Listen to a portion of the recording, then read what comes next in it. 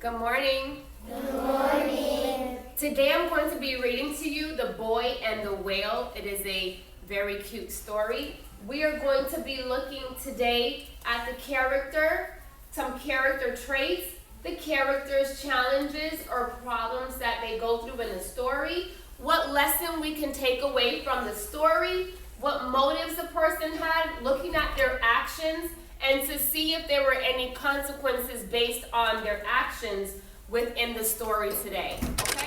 Every day, I love to watch the sun rise out of the sea. One morning, I saw something in the water, something big. "That's a whale out there," said Papa. "It looks dead." We jumped into our panga for a closer look. So using context clues, if I didn't know what a panga was, I'm going to use what is said here, I jumped into.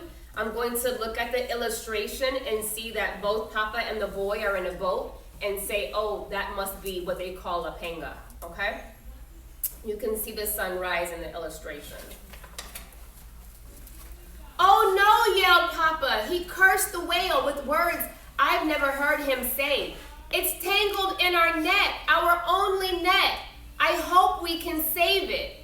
What do we know about the word "oh no"? Yes. If somebody says "oh no," that means there's a problem in this. Right. When someone indicates "oh no" in a story, that means that there's a problem, some type of conflict coming up. We dived into the water. "Save the whale, Papa." "No, my son, save our net. The whale is dead." So the boy wants to save the whale and Papa wants to save the Net. "I've never been so close to an animal so huge, wrapped by the net in a hopeless tangle. The whale must have died unable to move. I had been tangled in a net once too. I almost drowned. Papa saved me." So in this part of the text, the boy is relating his experience to being tangled into the net as the same as the whale, what the whale must feel like being tangled into the net, okay? "The whale's closed eye was as big as my head." So this is the author comparing how big the whale's eye is to the size of a small boy's head, to give you a better idea of the size. "And then it blinked, and I had to breathe." He had to come up for air. "So did the whale. Papa," I gasped. "The whale's alive."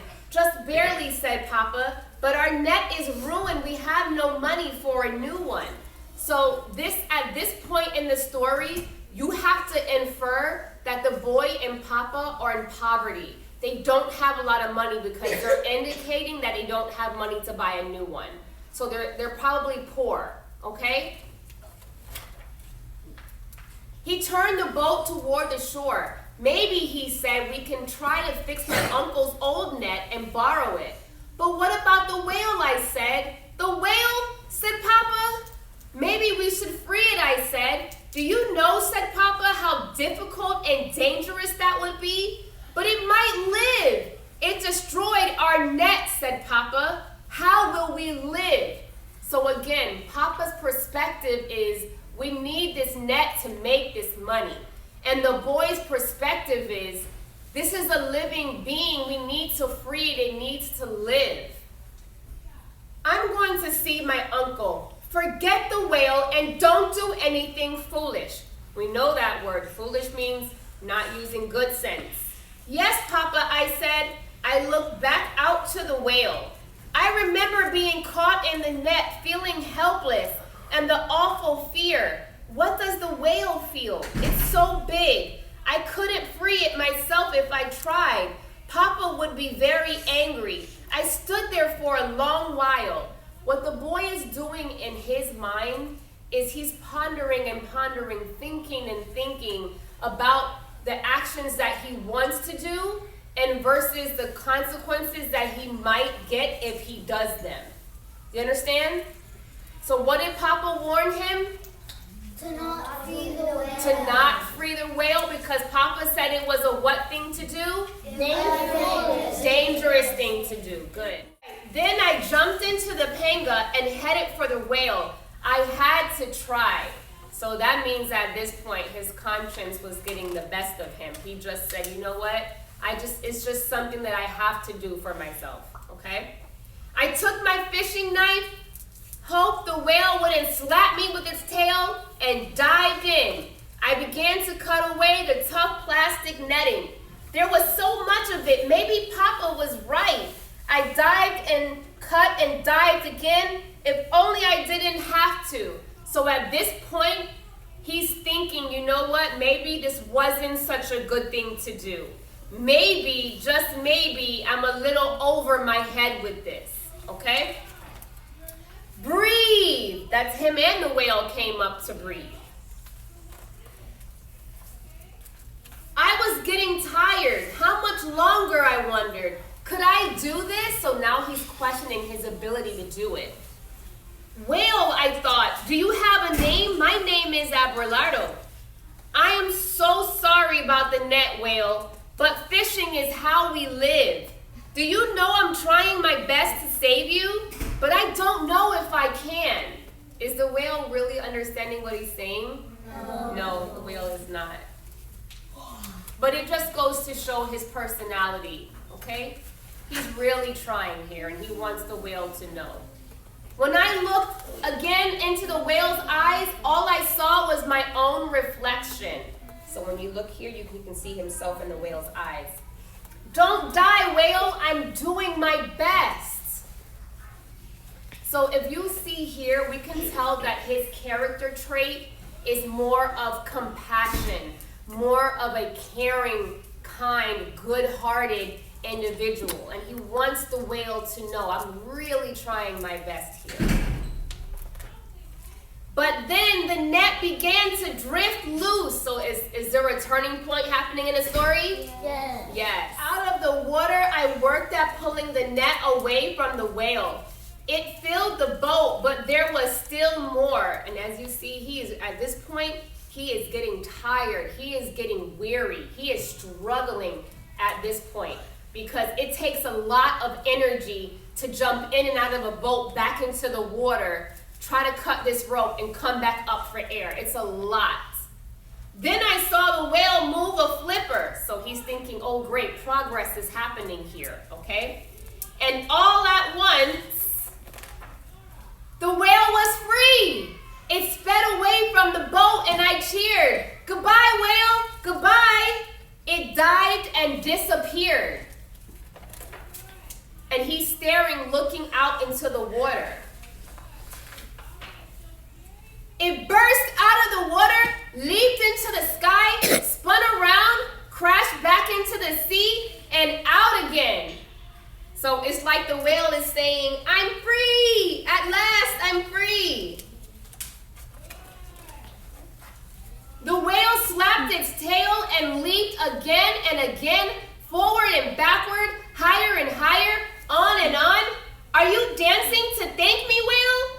Or just the joy of being free? I think the whale is thanking him. What do you think? Yeah. Me too. I watched the whale until it vanished into the sea. Vanish means to disappear. Yeah. Papa was watching too, waiting on the beach. I went to face him. He's going to face Papa now. That means that he has to tell Papa about the actions that he just did. And when you go to face somebody, that means that you are prepared for your consequences, right? For what's coming next, right? We are going to do a turn and talk, and what I want you to do is discuss with your partner what consequence or what action do you think Papa is going to do to the boy as a result of him not listening to his Papa, okay? Here we go. 5, 4, 3, 2, 1.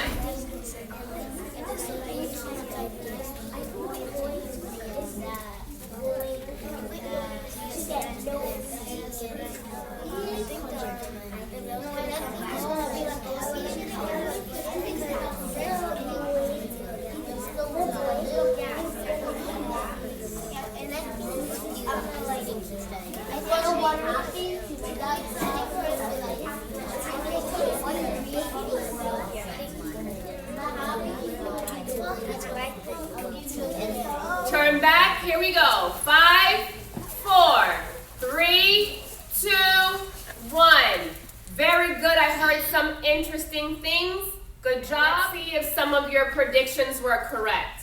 You actually did it, he said. Look how he's standing. That stance says, I'm upset.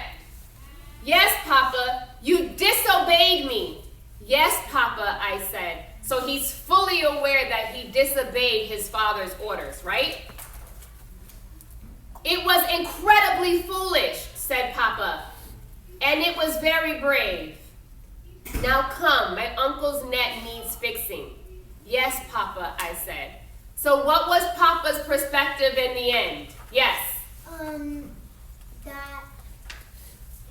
That he said, his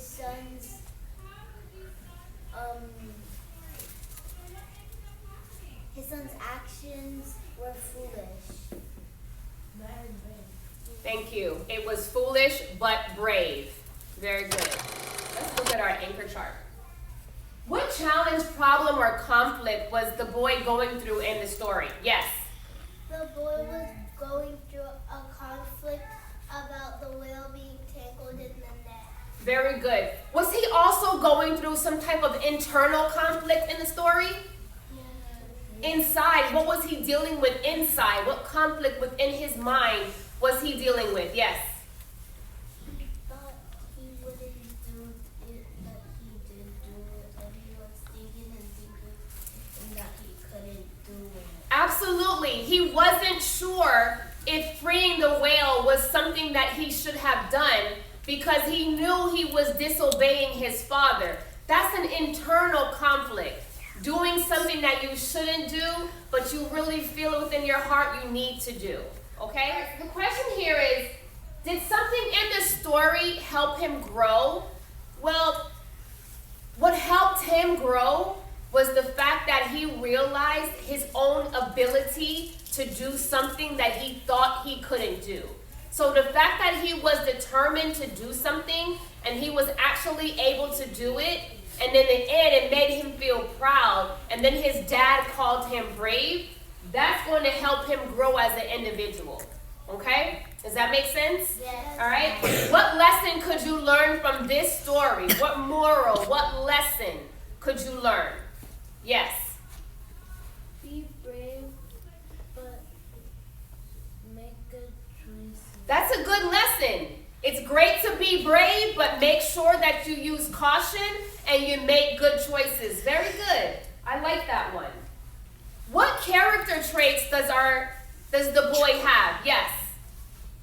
His character traits are Kind. Good-hearted. Brave, yes. Determined. I love it. Keep going. Give me another one. Yes. Hardworking. Hardworking. I love this. Yes. Okay, we could say that he was foolish because there was a point where we felt like, you know what? He wasn't making good choices. But those are all good traits. Very good. What motive did the boy have to do what he did to the whale? What was the reason behind his actions for freeing the whale? Yes.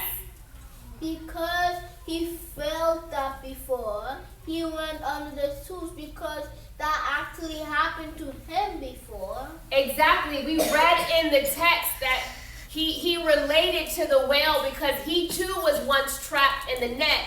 And remember the text said, my papa saved me. So maybe this is him paying it forward. Now that someone saved him, he's saving someone, or this particular animal, the whale. And it makes him feel good about himself. All right? Very good.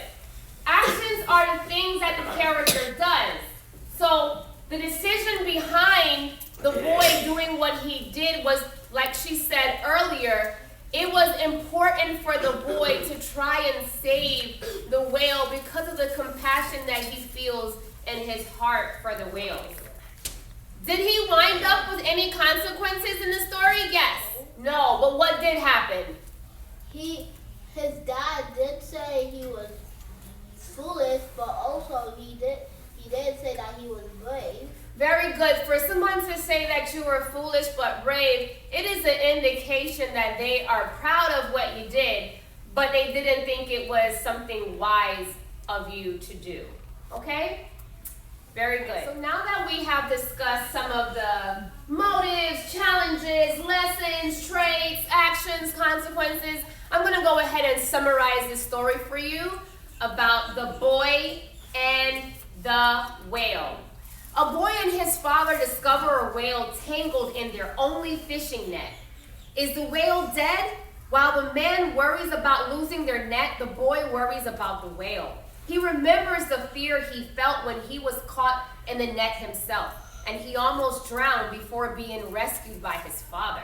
When the whale blinks an enormous eye, the boy knows that he has to try and save the creature, no matter how dangerous of being so. In the end, the boy saved the whale, and the whale was free, and the boy was going to accept whatever consequence he had, but he wound up having none, and his father thought he was brave for doing such a thing. Yay! Did you like that story? Yeah! I did too. Okay, so we're going to be looking at story retelling. Who are the characters in the story? Yes. Papa. Good. Who else? The whale. The whale, and who else?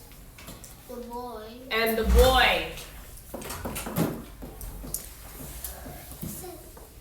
Where is the setting in this story? Yes. The beach and the sea.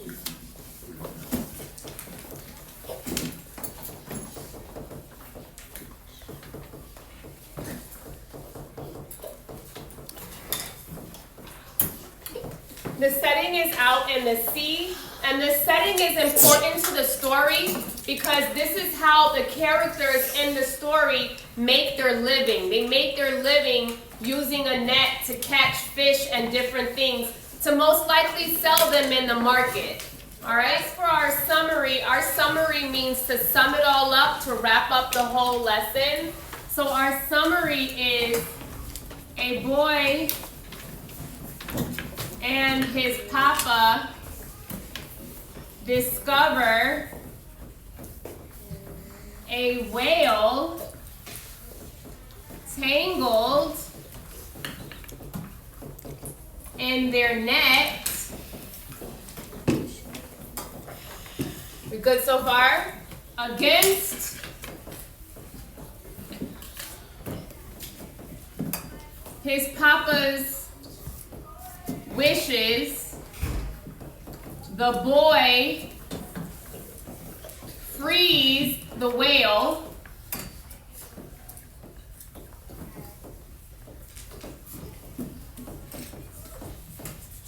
and then returns to his papa. What is the message or theme to the story? What lesson or moral did you learn? Yes. It's good to be brave, but be sure to be cautious. It's good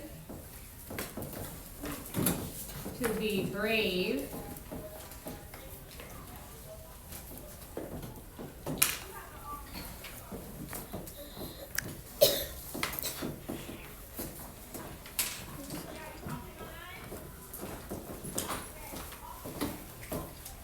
it's good for us to want to be brave and want to do daring things, even though it may be against the wishes of others.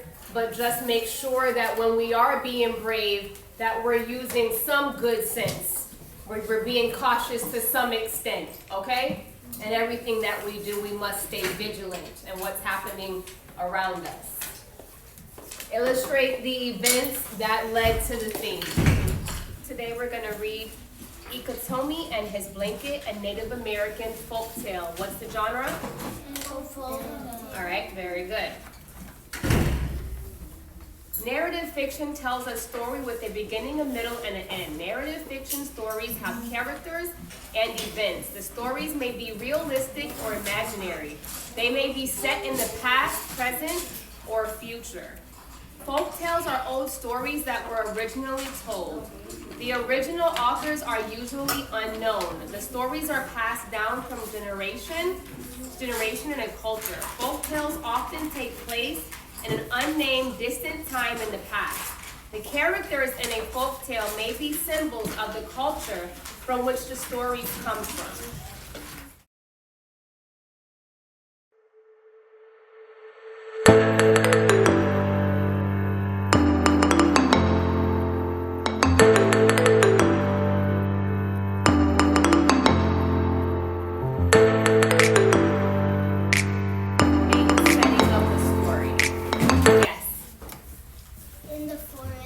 In the forest Right now. What is the main reason Itomi gives Ingen his blanket? Yes. so that he can get food. So that he could get food in return. Why does Itomi take his blanket back from Ingen? Yes. Because it's cold. Very good. Look at page 13. What do the sentences that appear in italics, the slanted letters, mean? On page 13. Go back to page 13. The words in italics, right here. What do they mean? Yes. Yes, it was his perspective. He's saying I should have cooked and eaten my food first. Very good.